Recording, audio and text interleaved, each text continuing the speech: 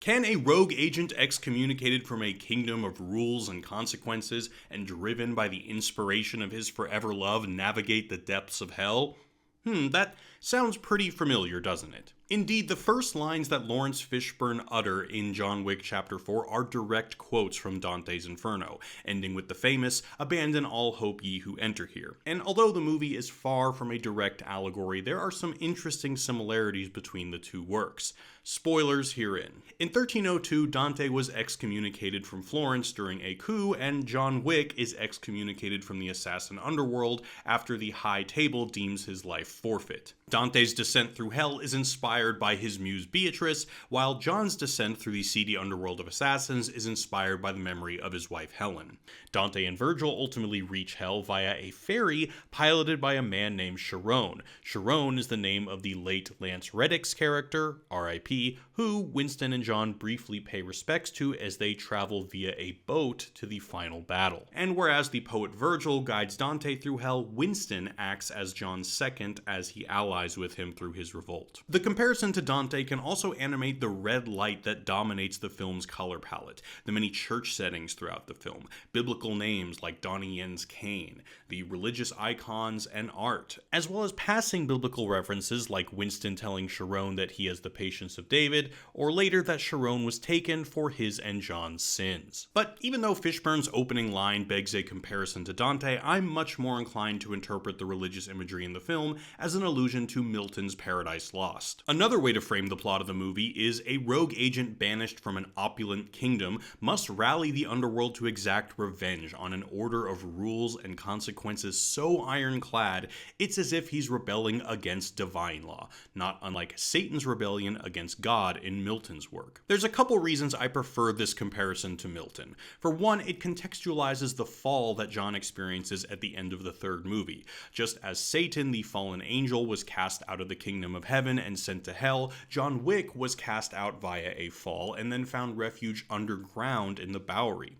Under this logic, John would explicitly be Satan, which not only adds relevance to the multitude of falls that John suffers throughout the fourth movie, in the club, out of the window, down the stairs, a kind of fallen angel motif, if you will, but also to the scene from the first one, in which he resurrects his old identity by excavating his weapons from the basement. He's not only literally digging up his old identity, but he's pulling it up from below, from hell. It also raises the stakes of the central inner conflict of the franchise, the concern that he risks completely losing the version of himself as a loving husband.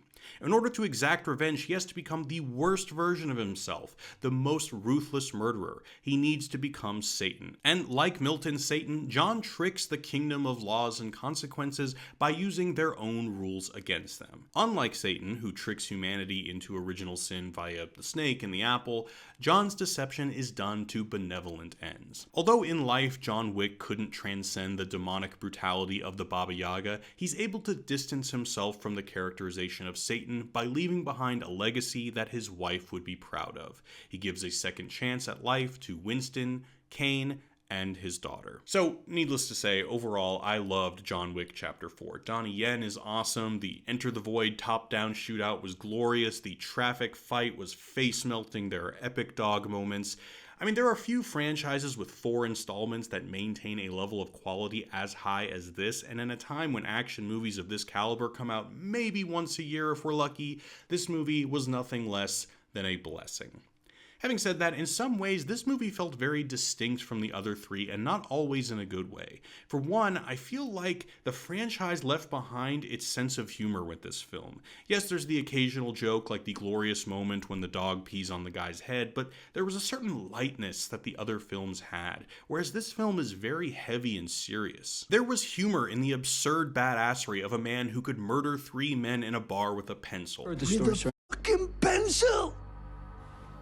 Who the f can do that? A wry wit to killing a man with a book, using horse kicks to the face as a means to dispatch your enemies, or lowering a knife into a man's eye slowly as he watches. There was a dry punchline in Viggo saying, "Oh," after being informed that his son was assaulted because he pissed off John Wick. The second and third movies briefly depict scenes from a Buster Keaton movie projected on the side of buildings, indicating to the audience that this franchise continues in the tradition of Keaton's physical comedy. However, there's no Buster Keaton Easter egg in John Wick Chapter 4. That levity that I cherished is mostly gone with this installment. Now, I understand why. This is the closing chapter, it's necessary to get rid of the plot armor and draw the audience in with legitimate concern for the well-being of the protagonist.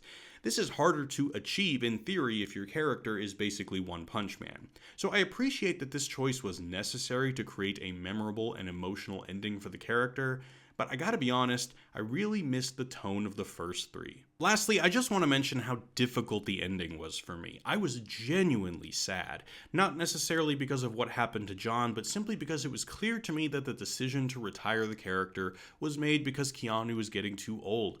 All of my heroes are getting too old. Jackie Chan is too old. Schwarzenegger's too old. Jet Li is too old. I don't know what happened to Tony Jaa. The Raid 3 isn't even being made. Without a vibrant tradition of action cinema, I feel like Dante at the beginning of the Inferno, just lost in the woods, aimless, looking for inspiration. I'm starting Resident Evil 4 on Monday on Twitch, so come watch me go John Wick on some zombies. Link for that is in the description, as well as a link to support the channel on Ko-fi for all of those of you who have been supporting me on Ko-fi. You don't know how much I appreciate your support, so thank you so much. I've got some other great content coming up. Thanks guys for watching, and see you next time. Peace.